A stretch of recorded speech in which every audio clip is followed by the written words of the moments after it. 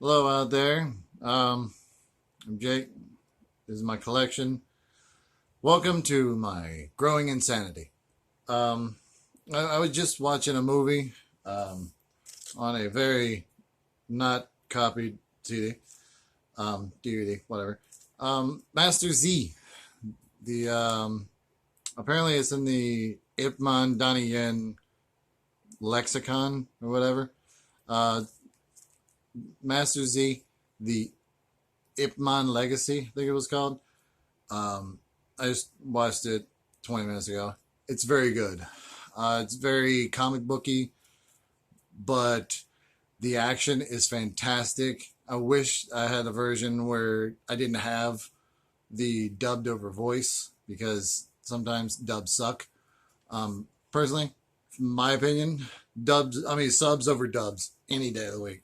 I'd rather understand what's going on by reading it and then having some Westerners screw it up and butcher the language and the intent that they meant to do in their own way and their like whatever.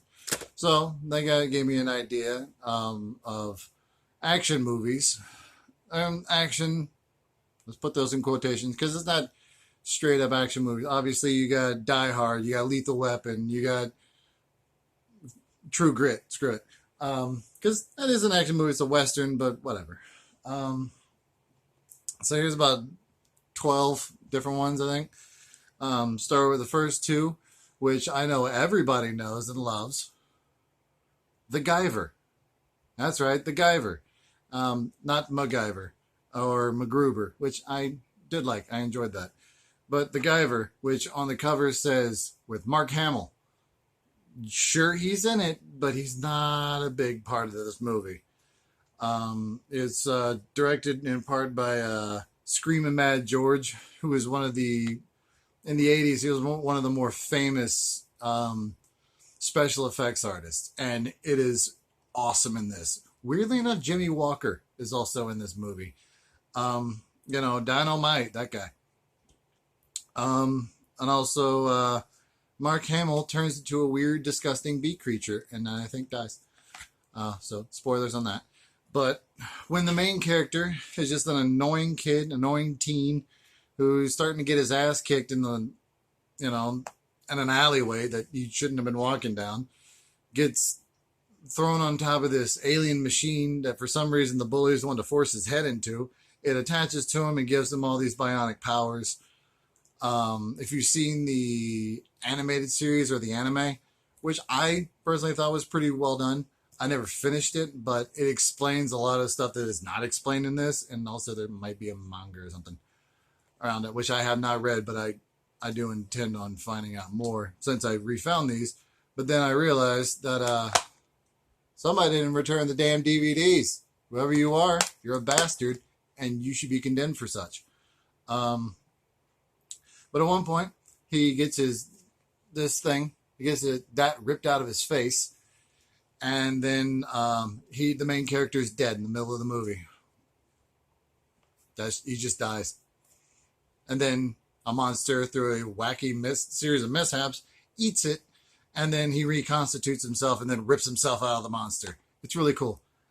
Is it a great movie? No. Is it an entertaining movie? Absolutely.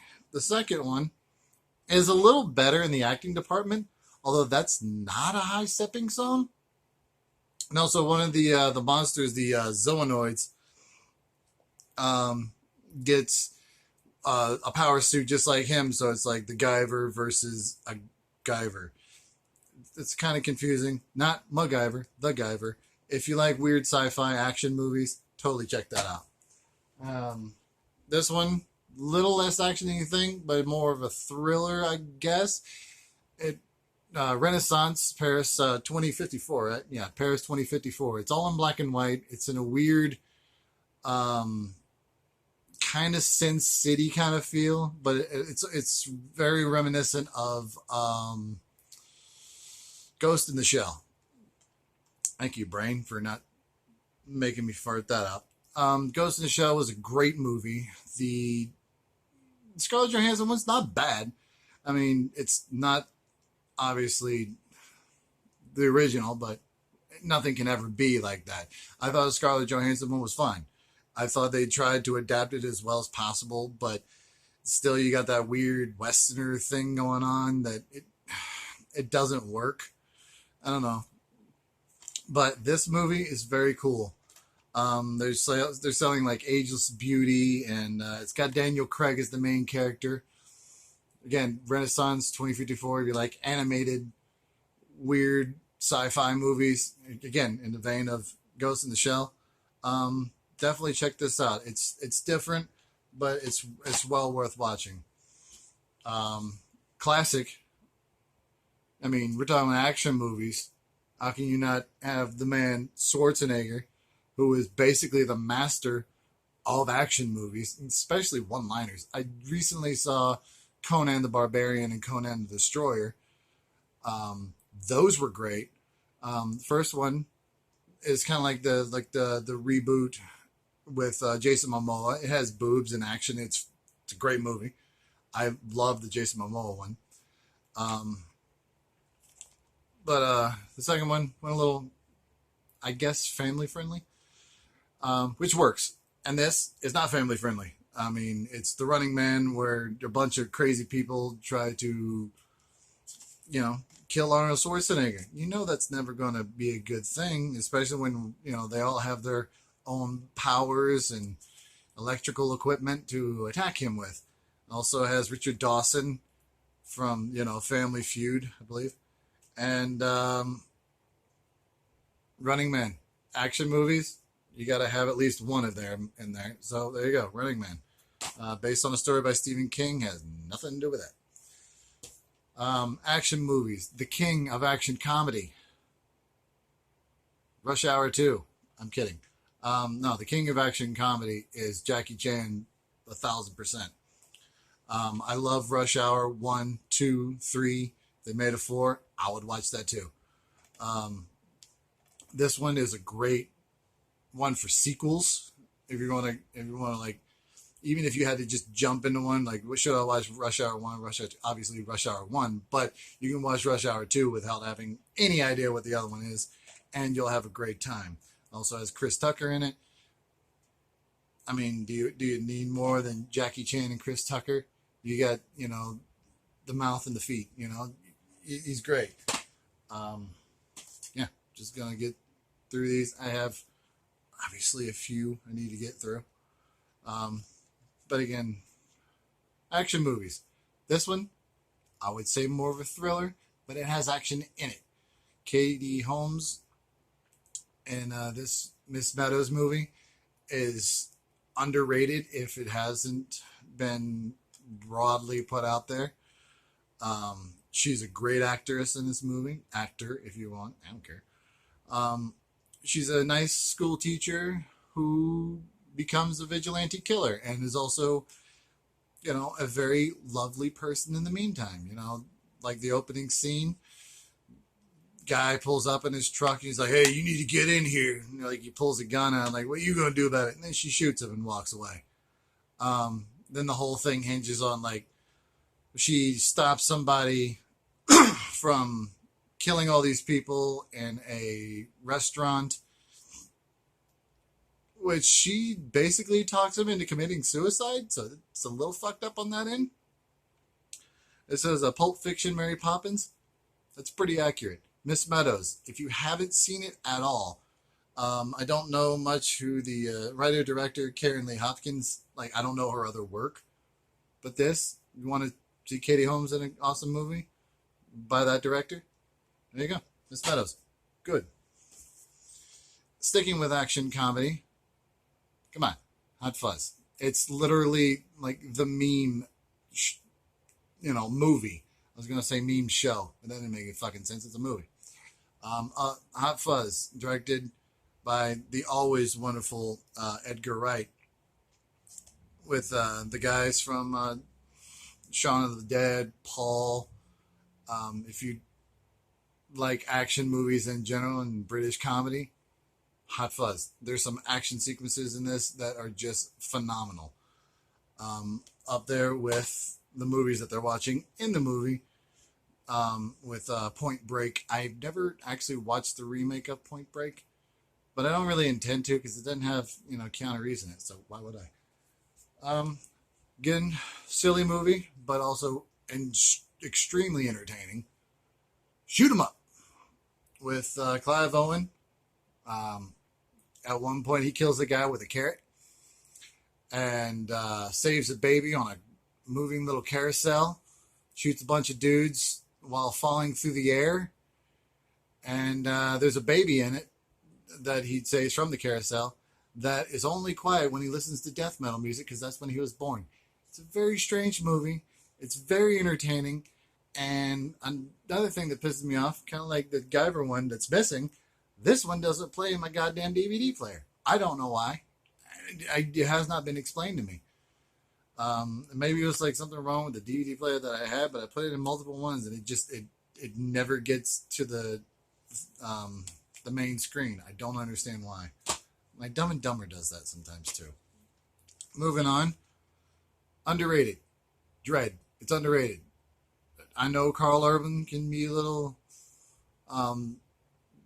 distracting at times. I'm kidding. He was great as Bones in the Star Trek movies. And this movie, if you just want to watch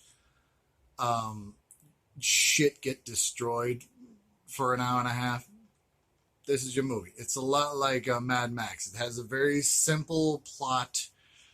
Nothing like extraneous to like that needs to be much explained. It's like he's a cop, he's judge, jury, executioner. There's a crazy lady who's giving people these drugs that slow down time, and she's like getting them like all messed up and then throwing them off the roof of this like I don't know like 500-story building. The fucking thing is huge.